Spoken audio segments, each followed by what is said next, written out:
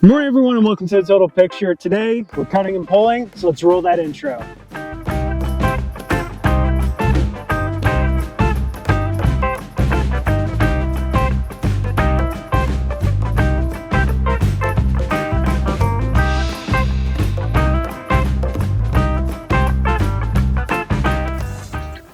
So today I decided to come out to the field because over the weekend we reached the point in the season where we have to start thinking about the pollination season and get everything prepped and ready for our male to release their pollen and the females to sprout their silks.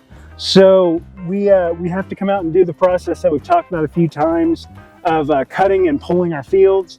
So I'm going to turn you around, and so what we're looking at is one of our fields that we cut over the weekend. So these rows that you see that have kind of this flat top, these are female rows. So we cut the female rows to encourage them to sprout their tassels.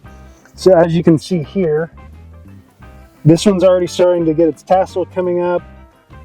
So we do this because we want to make sure we get rid of the tassels on all of our females. We do this because our females are the ones receiving the pollen. We don't want them releasing the pollen because that would not be the hybridization that we want with the silks. So we cut the tops off of our females to encourage those tassels to come out. And then we'll come back through with a machine that I'll show you here in just a minute called a puller. And we'll just take these, and it grabs these and pulls them right out. And that's all we're trying to do with our female rows. So on the other side of it, our male rows, we keep them intact for the time being. So as you can see, when you step back, there's a row that's cut, that's shorter, and then this side that's still spiky and tall. This is our male rows. We want our males to keep their tassels because, again, we want that pollen to come off. We want the pollen to hybridize with the silks on our female plants, and then that'll produce the seed we actually want to keep. And so a question we get is, how do you decide what's male and what's female? So corn does produce both tassels and silks, so it can pollinate itself. But we're in the business of hybridizing. So we want traits from a female. There's traits that we like on these ones, and there's traits that we like on our male rows. So maybe the males produce larger ears that hold more seeds, and maybe the females, they have a stronger stalk, they have a better root system, things like that. We want to make sure that we're getting traits from both of them that we like, and we hybridize them to kind of create the perfect seed that our customers are looking for. That leads to the next question of, if we only want the pollen from our male rows, what do we do once they've shed all their pollen? Well, we've talked about it before. We come in with a big steel wheel and we roll over all the male plants. And we'll take these down with what we call a male destroyer. And this just makes sure that we're not going to harvest any of the seed from the male plants, and that we're only getting the perfectly hybridized female rows. So in theory, we talk about this, but by the time we get to harvest, we've destroyed a fifth of our crop. Because if you look,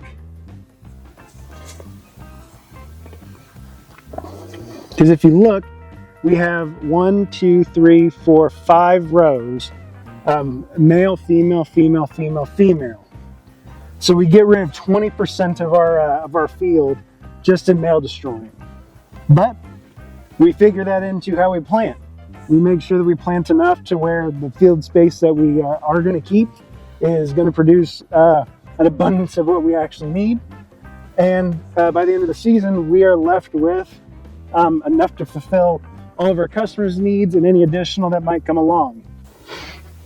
So yeah, this is a very big, busy time of year because we have to be precise with when we're cutting and pulling. We have to make sure that we are on top of everything, that we're not missing deadlines to pull once the tassels are shot up out of the female, because we don't want them releasing any pollen. We have to make sure we nip that in the bud right away, make sure that we are timed perfectly And as you can see, we cut this one over the weekend, and it's getting ready to be pulled very soon, probably within the next day or so.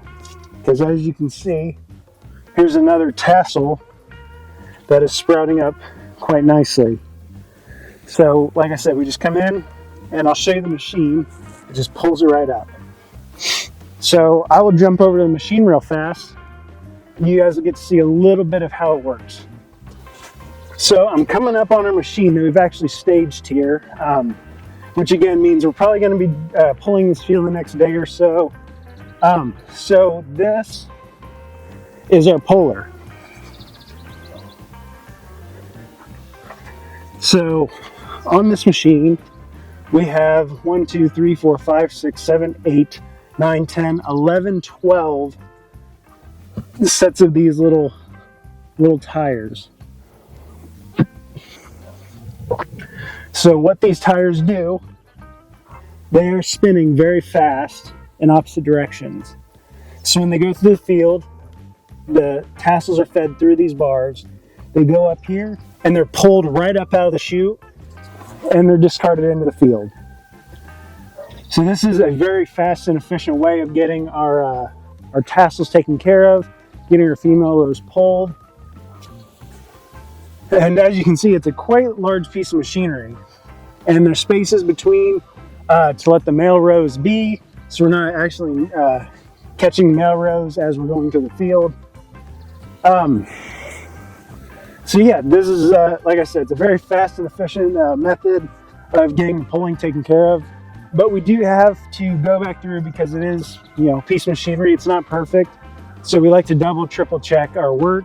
And we actually have crews that walk and pull the fields afterwards for any pieces that might have missed, just to make sure that, again, we're not missing any pollen from the female plants that we don't want in there. So right now we're actually going to jump over to a field that just got hand pulled this morning, and we'll check that out. Okay, so we made it back over to the next field that was actually the first field that we cut. And I'm going to turn you around, and as you can see on the ground, these are the tassels that we're pulling out. So as they go through, like I said, that puller is coming through and the wheels are yanking the tassels out of the stalks, and they leave these little holes. And they're just dropping them here, they'll die, and they will basically re-nourish the soil and add nutrients to it, and it's actually pretty good for the soil. But as I said, the puller isn't perfect, so we have crews that come through and they hand pull all these rows, and they make sure that we have, some eyes directly on the corn, making sure that everything is pulled out and we're not missing any tassels. So like this, you want to make sure that that's yanked out. And we'll do a couple passes on each field, especially one like this that is absolutely massive. This is one of our largest corn fields, and yeah, this field usually takes a little extra time because there's a lot to cover, and like the machine, humans aren't perfect and we need a couple goes at it. But like I said, this is a very important step that we can't afford to mess up on, because that pollen can spread further than just the few plants right around it and itself. It can, with the right wind, it can spread clear to the other end of our field and completely mess up an entire field of corn. So this is one of our more high pressure times of the year, when we're trying to make sure everything is exactly right and make sure that we're not missing anything, make sure that everything is going according to plan. So right, just like that. So yeah, this is our cutting and pulling season. This is detasseling season. I know I did it, and a lot of people I knew growing up would come out to fields and detassel during the summer.